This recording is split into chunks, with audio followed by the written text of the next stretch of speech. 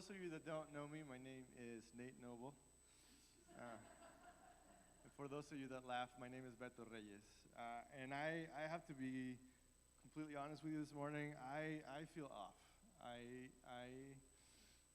can't even believe that I'm standing in front of you today. But I am. And I have a microphone, and you're going to hear some things. And it's going to be your job to mind my words. Not mind, but mine, like a miner. And to discern what God is saying to us today, because it's not a one-person job. This is a collective job. This is a journey that we're all in together. And I was asked to preach.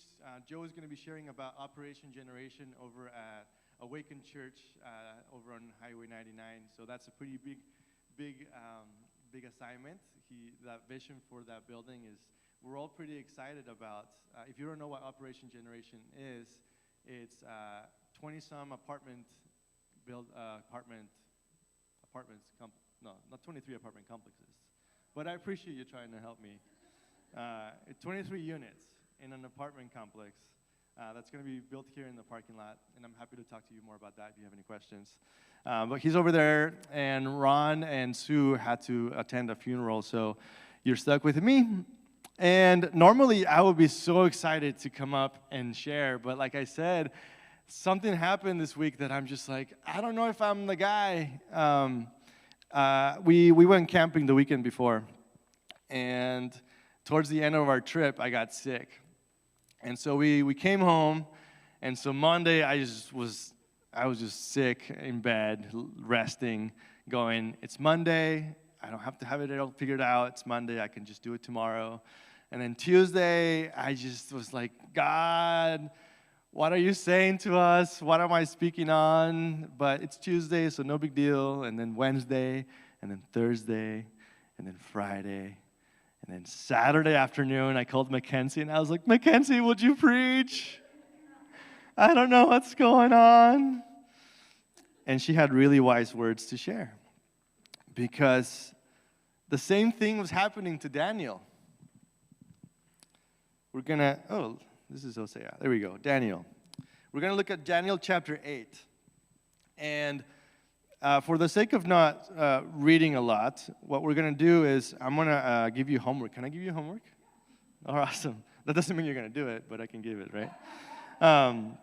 No, Daniel chapter 8 is about a vision that Daniel has regarding a ram and a goat, and it is confusing. I went to the Message translation, and it made me laugh because it's the vision of the ram and the billy goat, and I don't know why adding billy makes it more clear, but thank you, Message translation. But anyway, what we're going to do is we're going to jump right into the interpretation of the vision and see what that does. Let's see. So it's Daniel chapter 8. We're going to start reading on verse 15. While I, Daniel, was watching the vision and trying to understand it, there before me stood one who looked like a man. And I heard a man's voice from the Ulai calling, Gabriel, tell this man the meaning of the vision. And he came near the place where I was standing. I was terrified and fell prostrate. Son of man, he said, understand the vision concerns the time of the end. While he was speaking to me, I was in a deep sleep, with my face to the ground. Then he touched me and raised me to my feet. He said, I'm going to tell you what will happen later in the time of wrath, because the vision concerns the appointed time of the end. The two-horned ram that you saw represents the kings of Media and Persia. The shaggy goat is the king of Greece, and the large horn between its eyes is the first king. The four horns that replaced the one that was broken off represents 4 kingdoms that will emerge from his nation, but will not have the same power. In the later part of the reign, when rebels have become completely wicked, a fierce-looking king, a master of intrigue, will arise. He will become very strong, but not by his own power. He will cause astounding devastation and will succeed in whatever he does. He will destroy those who are mighty, the holy people. He will cause deceit to prosper, and he will consider himself superior. When they feel secure, he will destroy many and take his stand against the prince of princes. Yet he will be destroyed, but not by human power. The vision of the evenings and mornings that has been given you is true. But seal up the vision, for it concerns the distant future.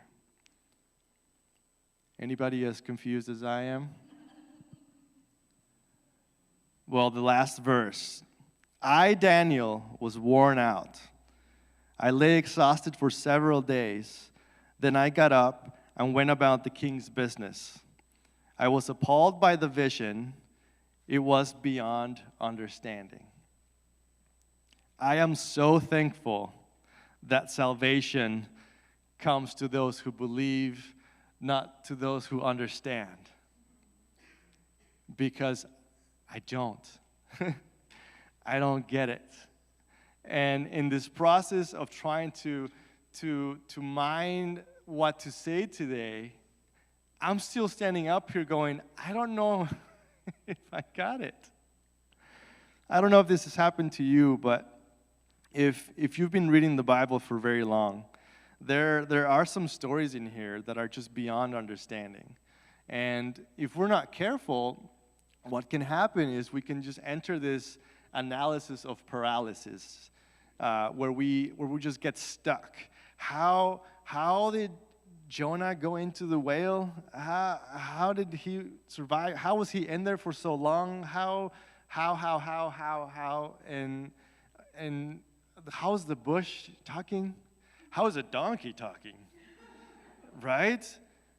I take comfort in that story, because if God can make a donkey talk, then I'm hopefully a couple levels above a donkey. But right now we live on earth. That shouldn't be a surprise to you. We live in this place where there's confusion, there's chaos, there's pain, there's suffering. There's also joy, there's good things, right? But all of the things that are in this world are temporary. Right now is the time where the enemy of our souls can use his bag of tricks to try to distract us, to try to confuse us, to try to paralyze us, to try to discourage us. And this says that time will come to an end. Will come to an end. We don't know when. It's been promised. It's been said that nobody knows except for the Father. Not even the Son knows. Right? And here's a warning as well, because yes, we know how the story ends, but what are we doing right now? Because it's easy to say, okay, well, there's going to come a time where this earth is going to be restored to its original design. Everybody will get to know who God is. All creation will no longer suffer, will no longer be confused, but will understand the true power of God. Then I'll just wait. No, because we don't know when that's going to happen. I was listening to this person, and I wish I would remember where I heard it or what it was, but it was a man that said that he wanted to die in the middle of something. And I took that going, I want to die in the middle of something too. And what he was meaning by that is that there's always something to do. There's always something to do. Yes, there will come a time where God's judgment will be on the earth, right? And everybody will understand who he is. There's not going to be, who's going to understand, who's not going to understand. It's like every knee will bow, every tongue will confess. But what do we do in the meantime? Well, I think the enemy's job during this time is to keep us playing defense. But today I want to give you 3 ways to get on the offense. Stop playing some defense and start playing some offense. And the first thing you can do is to focus on the present. Each day has 24 hours. Doesn't matter if you like to wake up early, if you like to wake up late. Doesn't matter what daylight savings time says.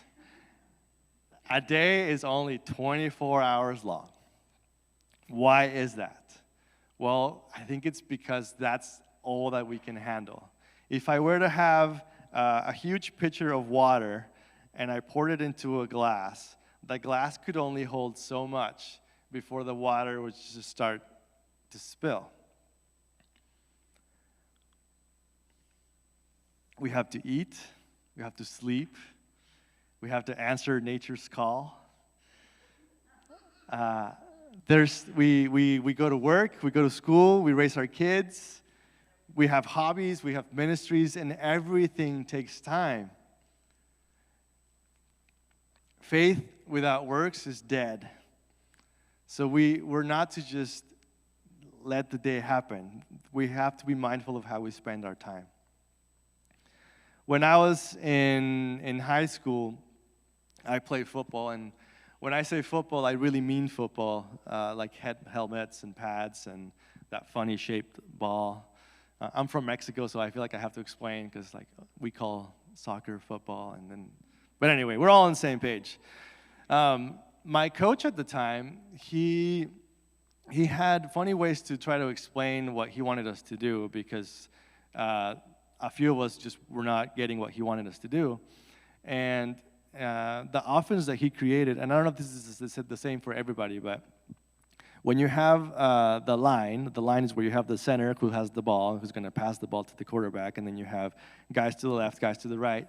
And the gaps in between the players, he called the ones on the right even and the ones on the left odd. So then he would say, run a 4-2 play.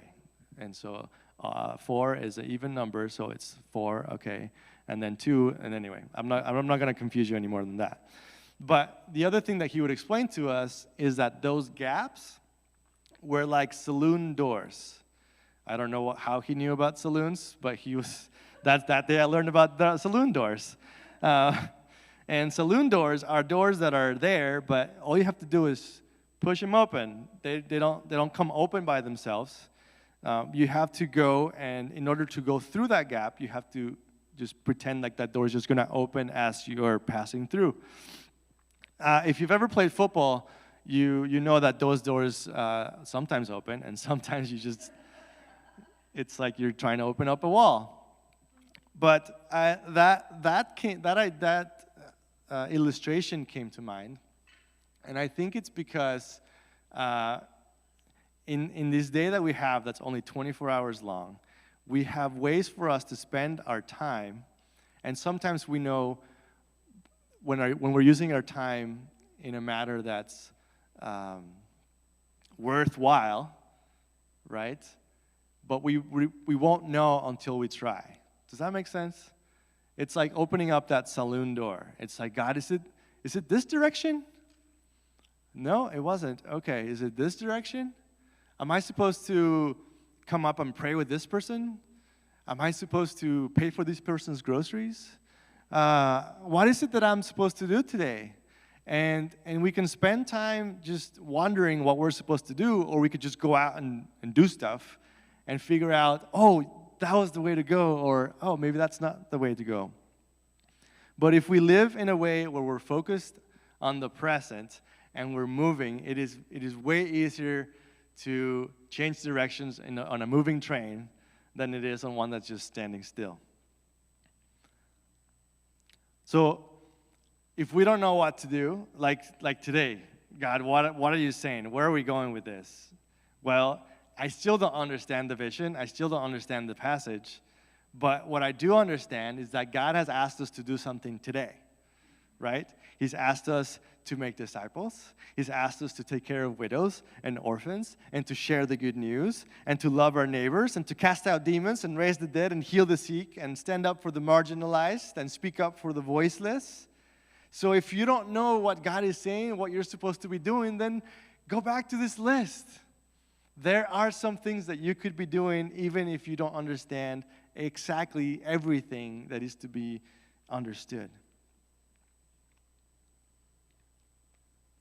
Second, the second thing that you can do is to glance at our past. Glance at the past. The first thing that comes to mind with glancing at the past is the rearview mirror in the car. We cannot drive the car and stay focused on the rearview mirror. We need to be looking forward to see what's coming ahead. But it is important to glance and have an idea of what's going on behind you. Especially if you're backing up. This is completely rabbit trail, but a friend of mine has one of those brand new cars, and the rearview mirror is actually a camera, so that you can fill up your backseat with as much stuff as you want, and you still won't block the mirror because it's a camera. It's pretty crazy. But we've talked about this book we call the Bible before. And this book is filled with stories that happened before our story, that we can go back and see God's fingerprint all over this thing. There was people that were slaves for so many years, and they didn't really understand. They were given this promise of going into the promised land, but then they still spent so many years longing for it and longing for it. There's many different stories. There's a story of Saul, who then became Paul, and that also took years to come to fruition. So if you're getting discouraged about, God, when is my turn? When is my time? When is your time to come? Look at the story of the past, because there's people that are.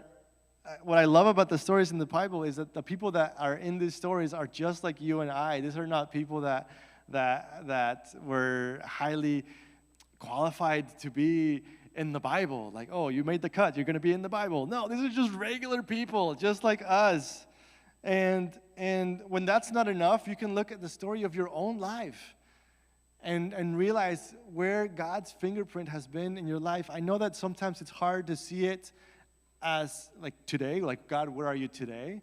But I know that if I look at the past, I can pinpoint different places where I was in desolate places and God did amazing things. My stepdad and my mom were in the hospital November of this year, and I was in a place where I was just numb. I knew that I was supposed to be feeling sad, and I knew maybe I was supposed to feel angry, I was supposed to feel hopeful, but I was just in a time of my life that I was just numb, and I just needed to do something. And I decided to rake my leaves in the front yard. And if you don't know me very well, that's the last thing that I would want to do. But it was something to do. It was something to just kind of just stop being in my head and just do something. And I'm out and I'm just raking the leaves, and we have 2 large trees, so there was a lot of leaves. And I'm just raking, and our landlord, one of our landlords, a beautiful lady, Vonnie, she pulls up and she's like, "Hey, how's it going?" And I'm just like, "We're okay." She's like, I don't know what's going on, but dinner's on me tonight. Here's some pizza money. And I just lost it. I was just like, ah. And she's like, "What, you don't like pizza?" And I'm like, "No, both of my parents are in the hospital, and so many different people have been passing away, and I don't know what to do." And she just prayed with me and handed me this envelope, and and we had pizza that evening. And that is just one story. I could tell you so many different stories. We were coming back from 4 years ago. We were living in Tijuana. Our family decided to spend a year at an orphanage in Tijuana. And our year there was coming to a close, and we started looking for housing. And so we would call Joe, and Joe, we found this rental over on this street. Here's the address. Would you go check it out? And then we hear back from Joe, it's been rented, you guys. Oh, that's okay. We'll find something. And oh, here's this other one. And oh, it's gone. Oh, here's this other. It's gone. And the time is coming to a close. And we knew that worst comes to worst, we could just come back into the U.S. and just crash with somebody. So many people were like, oh, you could pitch a tent in our backyard, or you can come stay with us. And my mom was like, you can come stay with me. And so we weren't, completely desperate. But at the same time, we're like, God, where are we going to go? And then finally, these landlord that I was just giving you another example about, we got connected because some of you know Dale Culver. And Dale Culver was at a barbecue where his friend just was going, our tenants are moving out, and turnover is just such a pain. You got to clean up after them, getting it ready, getting it listed, and then finding a new person to come and live. And Dale goes, well, we know some people that are coming back from Mexico that they're going to leave a place to live. And so long story short, we got connected. I called Gary, and Gary, we're interested in your house. And he's like, you haven't even seen it. And I'm like, it doesn't matter. We would love to rent from you, but listen to me carefully. My wife and I don't have a job. We can pay you first month's rent. We can give you that security deposit. But after that, we're believing God for provision. And he said, let me go back to my wife. We're going to pray about this. He calls me a week later, and he goes, if you are comfortable, we would love for you to be our tenants. And so we got connected, and we came, and we've been living at that same house for 4 years. We weren't even completely moved in yet, and Shelly had an interview, and she got her job back, the job that she left. Each job has a little code that is specific to that job. She got her exact job back. And I was hired before we were even back. Linfield was like, if you're coming back, we'll give you some shifts. I was doing security for them. And so that's just I can give you so many different stories of being in a place where it's just like, God, I don't know what's going to happen, but we trust you, and we know that something will turn up. I am so thankful to be married to a woman that's just like, I'm excited. What are you excited about? We have no place to live. And she's like, I'm just excited because God's going to do something. And there's so many different stories where that's been her outlook, and it's been so fun to just watch God work. The third thing that we can do is to trust the future. Be hopeful in the future. The things that God has promised, the things that God has said, this is going to happen, guess what? It's going to happen. It's going to happen. Maybe it won't look the way we think it's going to look. Maybe it'll be in a different timeline that we would like for it to do. But I love that song that says that God is never early, but he's never late. It may be midnight, midday. Yeah, you know the song. We don't know when all the pain and all the suffering and all the confusion will end. We know that it's going to happen. We know it's going to happen. But this is our only time. This is the only time you get where you can praise God in your suffering. This is it. Once you're in eternity, there will be now suffering. Everything will be complete. You will worship God 24 hours a day. Everything will be perfect. You will be walking on streets of gold. But right now, as we walk on gravel roads, when we get dirty, We did a bubble run yesterday, which you would think that this would be the cleanest run you've ever had done. It's not, because you get covered in soap, and then you run through trails, and there's dust, and there's dirt. This is the time to praise God in the filth, in the discouraging times, in the painful times. God has given me a vision for this community. And it's a little weird. It's not quite as weird as the Billy Goat, but it's pretty weird. So hopefully you'll get it, because it fires me up. But this vision is a vision of a large cereal box that's going to be pouring out its contents on a table that is filled with different shape and different size containers. So as the cereal comes out, some of it falls into containers and some of it lands on the table. So then those containers get pushed together, and then the cereal box tries it again. More cereal falls inside of the containers, but it doesn't matter how much you press those containers together, there's still cracks between containers where the cereal can fall. Third part is this table is now just has one big container. Just one big container that's the exact same size as the table. The cereal box pours, guess what? No single piece of cereal lands on the table because every single piece lands inside the bowl. That vision by itself, you guys, is just nuts. It's just, here, there's Beto again, who gave him a mic. But let me explain what that means. Who here is excited for revival? We've been praying for revival. We want revival. We want revival at any cost. Jesus doesn't want revival at any cost. There has to be zero cost. Nobody is expendable. Jesus' heart is for every single person on this planet. The containers, that is the body. That is a different church, the different body of churches in this community.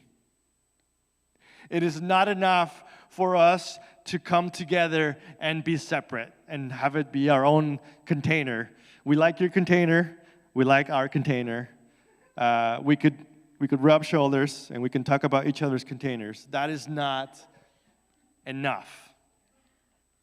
God's heart is for us to become one container. One container where there is no cracks. There is no chance that anybody will fall through the cracks. Because as revival hits and people start flooding our churches, we need to be ready for nobody to perish, for nobody to fall through the cracks. Not because it's our idea, but because it's God's idea. So church, this is our assignment. There's things that we are to do individually, but there are things that we are to do collectively. And when I say collectively, that doesn't just mean praise. And I know praise is praise in Monmouth and in Mitchell and in Shiloh, yes. But there's also Awaken Church. There's also City of Hope. There's also Church on the Hill. There's also True Vine. Well, True Vine became part of Awaken. There's Sunrise Church. We are the body of Christ. And if we want revival, we need to open up our arms a little bit bigger to the one that has it all figured out. So Jesus, we thank you that in the midst of chaos, in the midst of confusion, in the midst of not knowing what to do, not knowing what step to take, you know what step to take. Father, you have taken the biggest of steps. You came back and you took back the keys to the kingdom, the keys that we so recklessly gave away, you took back. And we are excited for a time where we can just long for you and worship you and not waver 24 hours a day. But as we wait, Father, may you just refresh our spirits. May you keep our hope light on. May you continue to draw us closer to you and to each other. May you continue to give us the space to rejoice in our suffering, to mourn with those who mourn, to rejoice with those who rejoice. Father, we lift up our city to you, Father, and we say, revival at no cost, at no expense. Father, that everybody that lives here, everybody that comes here would come to know you, that they would find a place to worship you, that they would find a place to draw closer to you, that they would find a place of restoration and a place of acceptance. Father, as we enter into this time of musical worship, may you drop names of people that we need to be reaching out to. Either reaching out to apologize or reaching out to say, hey, I haven't talked to you in a while. It's time for you and time for me to come together and talk. May you guide our prayer time, Father. This prayer time where it's not just all the talking, but also the listening. Guide us, Jesus. We trust in you. Amen.